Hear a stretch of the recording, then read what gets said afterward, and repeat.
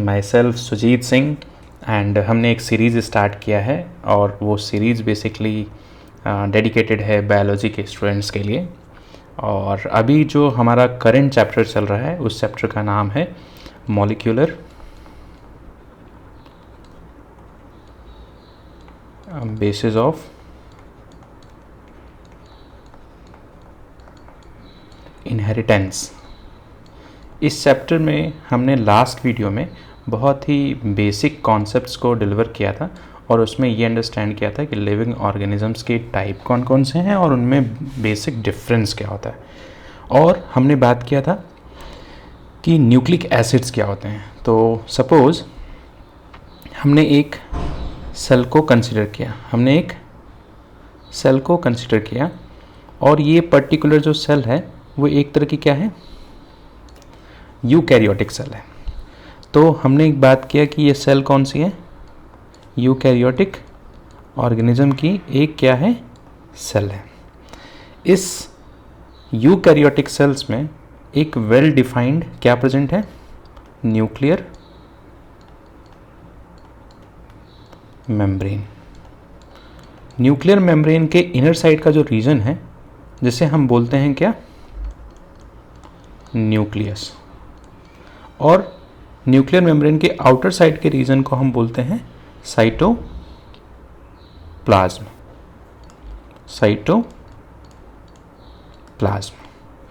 तो बेसिकली होता क्या है कि न्यूक्लियस के अंदर, इस न्यूक्लियस के अंदर किसी भी सेल का अपना जेनेटिक मटेरियल प्रेजेंट होता है और वो जेनेटिक मटेरियल डीएनए के फॉर्म में प्रेजेंट होता है। तो फाइनली जो डीएनए से डीएनए की बनने की प्रोसेस है उस प्रोसेस को हम बोलते हैं रेप्लिकेशन। क्या बोलते हैं, रेप्लिकेशन। और डीएनए से आरएनए के बनने की प्रोसेस को हम बोलते हैं ट्रांसक्रिप्शन। और फाइनली इस न्यूक्लियर पोर से आपका आरएनए ट्रांसफ़र होता है और आरएनए कहाँ ट्रांसफ़र होता है, साइटोप्लाज्म में। और साइटोप्लाज्म में आरएनए की हेल्प से क्या फॉर्म होता है, प्रोटीन फॉर्म होता है। तो इस प्रोसेस को हम क्या बोलते हैं, ट्रांसलेशन। तो अगर हम इसे अंडरस्टैंड करें तो हमारा एक जो जेनेटिक मटेरियल है डीएनए के फॉर्म में, एक डीएनए प्रेजेंट है। डीएनए जो बेसिकली है डबल स्ट्रैंडेड डीएनए, तो इसकी एक अपनी खुद की क्या होगी, पोलैरिटी होगी। तो एक स्ट्रैंड है 5 प्राइम टू 3 प्राइम, तो उसकी जो ऑपोजिट स्ट्रैंड है वो 3 प्राइम टू 5 प्राइम। तो ये क्या है, डीएनए। तो डीएनए से जो जेनेटिक इन्फॉर्मेशन है वो किस में ट्रांसफ़र होती है, आरएनए में। तो इस आरएनए की जो पोलैरिटी की स्ट्रैंड है उसे हम बोलते हैं 5 प्राइम टू 3 प्राइम। तो यहाँ पर आपने देखा कि जो जेनेटिक इन्फॉर्मेशन है, मीन्स जो जेनेटिक इन्फॉर्मेशन जो जीनोम में प्रेजेंट है वो इन्फॉर्मेशन किस में कन्वर्ट हो रहा है, आरएनए में कन्वर्ट हो रहा है। तो इस प्रोसेस को हम क्या बोल रहे हैं, ट्रांसक्रिप्शन। और फाइनली इस एमआरएनए की हेल्प से क्या बन रहा है, एक प्रोटीन बन रहा है जिसका एक टर्मिनल है COOH कार्बोक्सिल टर्मिनल और दूसरा एंड क्या है, NH3। ठीक है, ये चीज़ क्लियर है, अमीनो ग्रुप प्रेजेंट है। तो इस प्रोसेस को हमने बोला ट्रांसलेशन। तो आपने ये देखा कि किसी भी सेल के अंदर जो प्रोसेस है डीएनए से डीएनए के बनने की प्रोसेस को हमने क्या बोला, रेप्लिकेशन। डीएनए से आरएनए बनने की प्रोसेस को हमने बोला ट्रांसक्रिप्शन। और एमआरएनए की हेल्प से प्रोटीन के बनने की प्रोसेस को हमने बोला ट्रांसलेशन।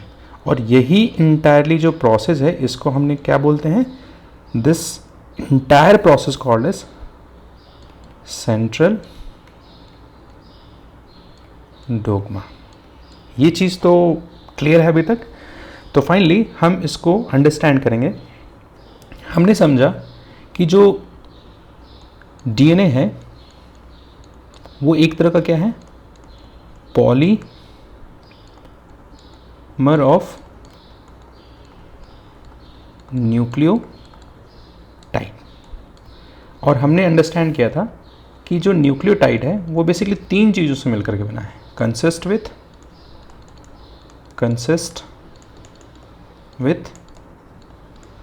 3 कंपोनेंट। और वो कंपोनेंट कौन कौन से हैं, कोई मुझे कमेंट करके बताएगा कि वो कंपोनेंट कौन कौन से हैं। तो उस कंपोनेंट के बारे में हम पढ़ते हैं। पहला कंपोनेंट है पेंटोज शुगर, और ये पेंटोज शुगर बेसिकली 5 कार्बन का है, इसीलिए इस शुगर को हम क्या बोलते हैं, पेंटोज शुगर। दूसरा कंपोनेंट है नाइट्रोजनस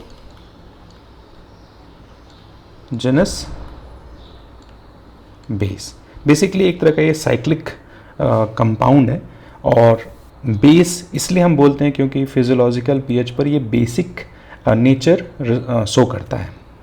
थर्ड कंपोनेंट है जिसे हम बोलते हैं फॉस्फेट ग्रुप, और इसी ग्रुप के प्रेजेंट होने की वजह से जो डीएनए है वो किसकी तरह बिहेव करता है, acidic molecule. It is a acidic molecule. ये क्लियर है यहाँ तक? तो देखिए एक बेसिक सा हमने अंडरस्टैंड किया यहाँ पर कि जो न्यूक्लिक एसिड है, न्यूक्लिक एसिड है, उनके ब्रॉडली 2 टाइप्स होते हैं। एक होता है डीएनए और दूसरा होता है आरएनए। तो अगर हम इसको पेंटोज शुगर के रिस्पेक्ट पे अंडरस्टैंड करें कि डीएनए और आरएनए में डिफरेंस क्या होता है, तो बेसिकली डीऑक्सीराइबोज शुगर जो है in DNA there is presence of deoxyribose sugar. तो डीएनए में कौन सा शुगर प्रेजेंट होता है, डीऑक्सीराइबोज शुगर। उसी तरीके से आरएनए में कौन सा शुगर प्रेजेंट होता है, राइबोज शुगर। और दोनों ही कितने कार्बन के कंपाउंड है, 5 कार्बन के कंपाउंड है। ठीक है, तो अगर हम बात करते हैं कि पेंटोज शुगर के 2 फॉर्म प्रेजेंट है, एक है डीऑक्सीराइबोज शुगर और दूसरा है राइबोज शुगर। तो इसे हम थोड़ा सा और डिटेल में देखते हैं। तो हमने अभी पढ़ा यहाँ पर कि जो पेंटोज शुगर है वो 2 टाइप के हैं, एक है डीऑक्सीराइबोज शुगर और दूसरा फॉर्म क्या है इसका, तो इसे हम बोलते हैं राइबोज शुगर। ये प्रेजेंट होता है डीएनए में और ये प्रेजेंट होता है आरएनए में। यहाँ तक किसी को कोई प्रॉब्लम? तो बेसिकली होता क्या है, अगर हम इसके स्ट्रक्चर को देखें कि राइबोज शुगर और डीऑक्सीराइबोज शुगर में बेसिक डिफरेंस क्या होता है, तो सिर्फ एक कार्बन एटम पर OH और हाइड्रोजन का डिफरेंस होता है। तो हमने स्टार्टिंग में बोला था कि ये 5 कार्बन से मिलकर के बना है। तो अगर हम इसके स्ट्रक्चर्स को देखें तो बेसिकली पेंटोज शुगर का जो स्ट्रक्चर है,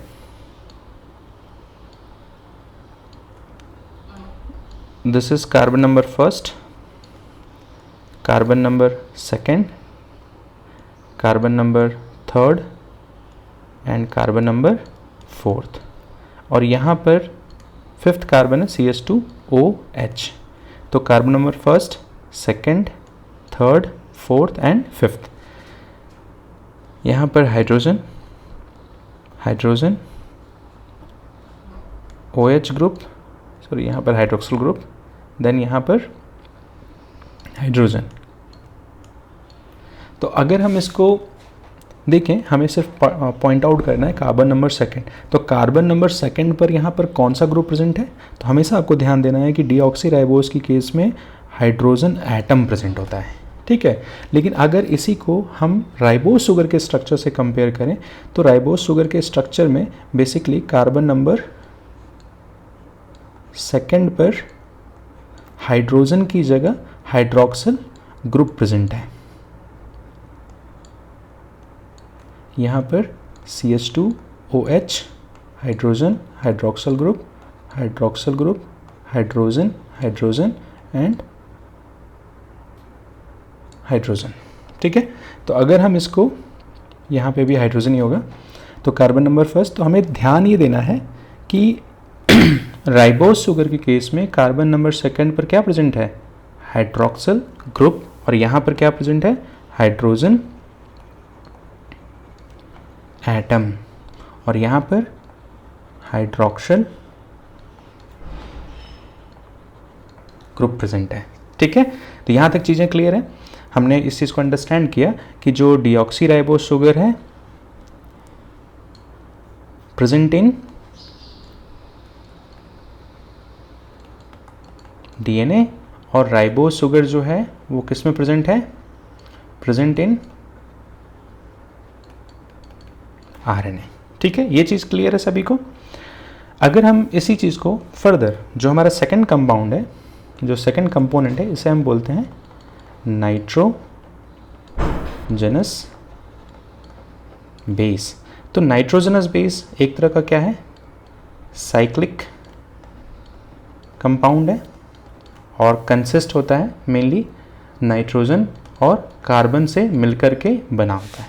तो अगर हम नाइट्रोजनस बेस के टाइप को अंडरस्टैंड करें तो बेसिकली नाइट्रोजनस बेस के जो टाइप हैं वो आपके ब्रॉडली 2 कैटेगरीज हैं। एक को हम बोलते हैं प्यूरीन और दूसरे को हम बोलते हैं प्यूरीन्स पैरिमिडीन्स। ठीक है, प्यूरीन जो है वो 9 मेंबर रिंग है, 9 मेंबर रिंग है स्ट्रक्चर, और ये 6 मेंबर्ड रिंग स्ट्रक्चर है। ठीक है, तो अगर हम इसे प्यूरीन्स को अंडरस्टैंड करें और पैरामिडीन्स को अंडरस्टैंड करें तो बेसिकली इसके स्ट्रक्चर्स को अगर हम देखें कि इसका स्ट्रक्चर्स होता कैसा है, तो इसके स्ट्रक्चर्स को हमने बात किया कि ये 9 मेंबर रिंग है और ये 6 मेंबर रिंग है। एक इंपॉर्टेंट पॉइंट और भी मैं यहाँ मेंशन कर देता हूँ कि जो प्यूरीन्स का स्ट्रक्चर होता है वो एंटी क्लॉकवाइज पैटर्न शो करता है। It shows anti clockwise pattern. कैसा पैटर्न शो करता है, एंटी क्लॉकवाइज पैटर्न। और पैरामिडीन्स कैसे पैटर्न शो करते हैं, तो इट शोज क्लॉकवाइज पैटर्न। ये बात क्लियर है। तो अगर हम इसके स्ट्रक्चर्स को ड्रॉ करें,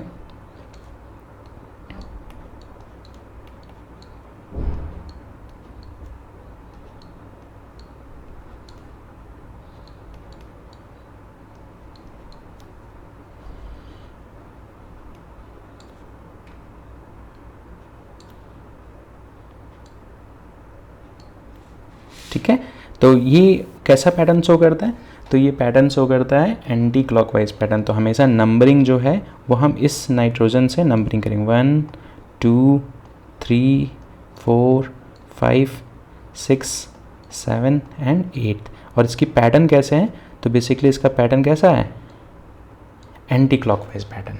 ये नंबरिंग आपको तब समझ में आएगी जब हाइड्रोजन बॉन्ड्स डीएनए के केस में एडेनिन जो है वो थाइमिन से हाइड्रोजन बॉन्ड फॉर्म करता है और ग्वानिन जो है वो साइटोसिन से हाइड्रोजन बॉन्ड फॉर्म करता है। इसी तरीके से अगर हम पैरामिडीन को देखें तो पैरामिडीन कितने मेंबर रिंग है, 6 मेंबर रिंग है। तो 6 मेंबर रिंग का स्ट्रक्चर अगर हम ड्रॉ करें तो कुछ ऐसा स्ट्रक्चर्स बनेगा आपके सामने। ठीक है, तो ये स्ट्रक्चर आपका, और इसमें नंबरिंग जो है 1 2 3 4 5 और 6। और हमने बात किया कि कैसा पैटर्न शो कर रहा है, तो क्लॉकवाइज पैटर्न शो कर रहा है। ठीक है, तो यहाँ पर बेसिकली हमने अंडरस्टैंड किया कि नाइट्रोजनस बेस के 2 फॉर्म है, प्यूरीन्स और पैरामिडीन्स। प्यूरीन्स 9 मेंबर स्ट्रक्चर है, पैरामिडीन्स जो है 6 मेंबर रिंग स्ट्रक्चर है। पैरामिडीन जो है वो उसका जो पैटर्न है वो क्लॉकवाइज पैटर्न शो करता है और प्यूरिन जो है वो एंटी क्लॉकवाइज पैटर्न शो करते हैं। तो अगर हम यहाँ पर थोड़ा सा डिटेल्स में और देखें कि जो नाइट्रोजनस बेस हैं, हमने पढ़ा कि इसके कितने फॉर्म हैं, तो इसके 2 फॉर्म हैं, ठीक है। एक को हम पढ़ते हैं प्यूरिन्स और दूसरे को हम पढ़ते हैं पैरामिडिन्स। प्यूरिन्स के अगर हम टाइप्स की बात करें तो प्यूरिन्स जनरली 2 फॉर्म में प्रेजेंट है, जिसको हम बोलते हैं एडेनिन, जिसे हम रिप्रेजेंट करते हैं ए अल्फ़ाबेट से, और दूसरा है ग्वानिन, जिसे हम रिप्रेजेंट करते हैं कैपिटल जी अल्फ़ाबेट से। इसी तरीके से अगर हम पैरामिडिन्स को देखें तो पैरामिडिन्स के जनरली 3 फॉर्म्स अवेलेबल हैं, ठीक है। एक को हम बोलते हैं साइटोसिन, जिसे हम कैपिटल अल्फ़ाबेट सी से रिप्रेजेंट करते हैं, थाइमिन, जिसे हम कैपिटल टी से रिप्रेजेंट करते हैं, और यहाँ पर अगर हम एक यूनिक टाइप के पैरामिडिन को देखें तो एक फॉर्म प्रेजेंट होता है जिसे हम बोलते हैं यूरासिल, जिसको हम कैपिटल यू से रिप्रेजेंट करते हैं। और इसे हमने रेड कलर में इसलिए बनाया क्योंकि यूरासिल जो नाइट्रोजनस बेस है, एक यहाँ पे इंपॉर्टेंट नोट अगर मैं लिख दूँ तो यूरासिल जो नाइट्रोजनस बेस है, this nitrogenous base is only present in RNA in place of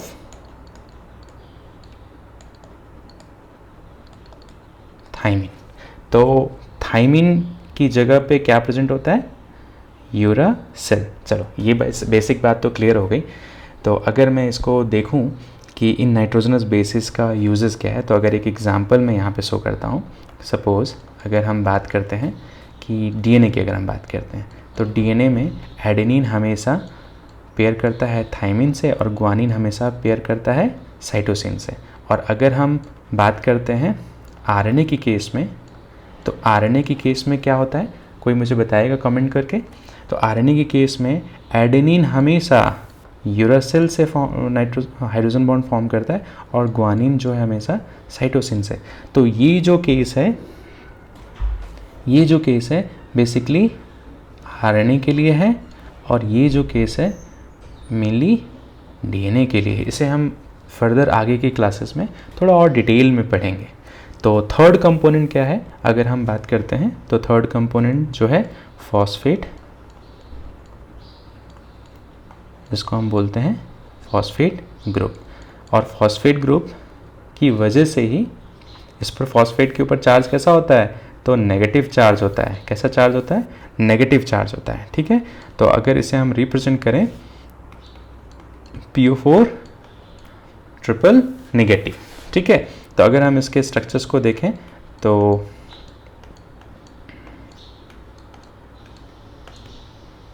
ठीक है, तो ये इसका क्या है, एक जनरल स्ट्रक्चर है। तो अगर हम इसको थोड़ा सा डिटेल में इन चीज़ों को समझें तो हमने अगर एक बात किया यहाँ पर कि जो न्यूक्लियोटाइड है, न्यूक्लियोटाइड जो है वो 3 चीज़ों से मिलकर के बना है। एक तो है पेंटोज शुगर, देन है नाइट्रोजनस बेस, देन है फॉस्फेट ग्रुप। तो जो इस तीनों कंपोनेंट जब आपस में कनेक्ट होते हैं with specialized type of bond की हेल्प से, तो उस स्ट्रक्चर को हम बोलते हैं न्यूक्लियोटाइड। और अब हम इसको थोड़ा सा डिटेल में इसके स्ट्रक्चर्स को देखते हैं।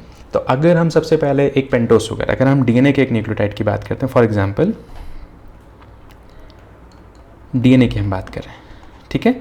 और डीएनए में हमें पता है कौन सा शुगर प्रेजेंट होता है, डीऑक्सी राइबोज शुगर प्रेजेंट होता है। तो अगर हम डीएनए के पेंटोज शुगर के स्ट्रक्चर्स को ड्रॉ करें तो शुगर का स्ट्रक्चर कुछ ऐसे बनेगा। मेरे साथ आप रिवाइज कीजिएगा।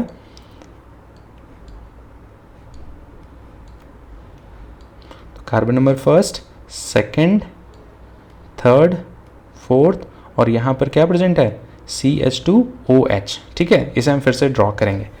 तो बेसिकली हमें कार्बन नंबर सेकंड को ध्यान रखना है कि यहाँ पर कौन सा एटम प्रेजेंट है, तो हाइड्रोजन एटम, यहाँ पर hydroxyl, hydrogen, hydrogen, hydrogen, hydrogen and then यहाँ पर CH2OH। तो ये क्या है बेसिकली, पेंटोज शुगर है। अब इससे क्या कनेक्ट होगा, क्या कनेक्ट होगा, कोई बताएगा मुझे, नाइट्रोजनस बेस। तो नाइट्रोजनस बेस सपोज अगर मैं एडेनिन कनेक्ट करता हूँ यहाँ पर, सपोज मैं यहाँ पर, क्योंकि एडेनिन को हमने किससे रिप्रेजेंट किया था, कैपिटल A अल्फ़ाबेट से, तो ये आपका क्या है,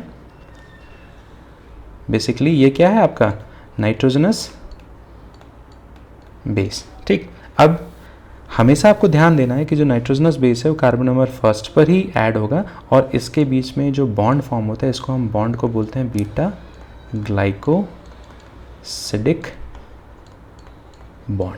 ठीक है, और कार्बन नंबर फिफ्थ पर जो CH2OH है इसमें से OH ग्रुप निकल जाएगा, तो जब OH ग्रुप निकलेगा तो इसको हम OH ग्रुप को रिमूव कर दें और यहाँ पर क्या बचता है, तो बेसिकली हमने OH ग्रुप को क्या कर दिया, रिमूव कर दिया और यहाँ पर आपका बचता है फॉस्फेट ग्रुप, इसको हम क्या बोलेंगे, PO4 ट्रिपल नेगेटिव। तो यहाँ पर क्या जुड़ा, फॉस्फेट ग्रुप। ये बात तो क्लियर है सभी को। और ये जो फॉस्फेट ग्रुप कनेक्ट हुआ इस बॉन्ड को हम बोलते हैं फॉस्फो एस्टर बॉन्ड। इस बॉन्ड को आप फॉस्फोडाइस्टर बॉन्ड मत पढ़िएगा, फॉस्फोडाइस्टर बॉन्ड अलग होता है, फॉस्फोएस्टर बॉन्ड अलग होता है। तो कार्बन नंबर फिफ्थ पे हमेशा आपको ध्यान रखना है दो बॉन्डिंग एक न्यूक्लियोटाइड के स्ट्रक्चर में, तो कार्बन नंबर फिफ्थ पर फॉस्फेट ग्रुप अटैच होता है और कार्बन नंबर फर्स्ट पर हमेशा नाइट्रोजनस बेस अटैच होता है। और इसी जब तीन मॉलिक्यूल आपस में कनेक्ट होते हैं तो इसी को आप क्या बोलते हैं, कॉल्ड एज न्यूक्लियोटाइड। ये बात तो क्लियर है। होप आपको एक बेसिक डिफरेंस समझ में आया होगा कि डीएनए और आरएनए में जो डिफरेंस है वो बेसिकली पेंटोज शुगर के रेस्पेक्ट में हम पढ़ते हैं कि पेंटोज शुगर के दो फॉर्म है, एक डीऑक्सीराइबोज शुगर और एक राइबोज शुगर। और न्यूक्लियोटाइड के बेसिक तीन कंपोनेंट होते हैं जिसको हमने अभी पढ़ा, pentose sugar, nitrogenous base and phosphate group. और इनको हमने एक स्ट्रक्चर लेवल पर डिज़ाइन किया। हाँ, स्ट्रक्चर लेवल पे हमने देखा कि जो पेंटोज शुगर के कार्बन नंबर फर्स्ट पर नाइट्रोजनस बेस कनेक्ट होते हैं वाया बीटा ग्लाइकोसिडिक बॉन्ड, और पेंटोज शुगर के कार्बन नंबर फिफ्थ पर फॉस्फेट ग्रुप अटैच होते हैं वाया फॉस्फोएस्टर बॉन्ड। और ये जब तीनों कंपोनेंट आपस में एक दूसरे से कनेक्ट होते हैं तो इसी कंप्लीट स्ट्रक्चर को हम बोलते हैं न्यूक्लियोटाइड। ठीक है, तो डीएनए क्या है, it is a polymer of nucleotide. तो नेक्स्ट लेक्चर में हम समझेंगे कि डीएनए और आरएनए में डिफरेंसेस क्या है डिटेल वे में। होप ये लेक्चर आपको चीज़ें क्लियर होंगी।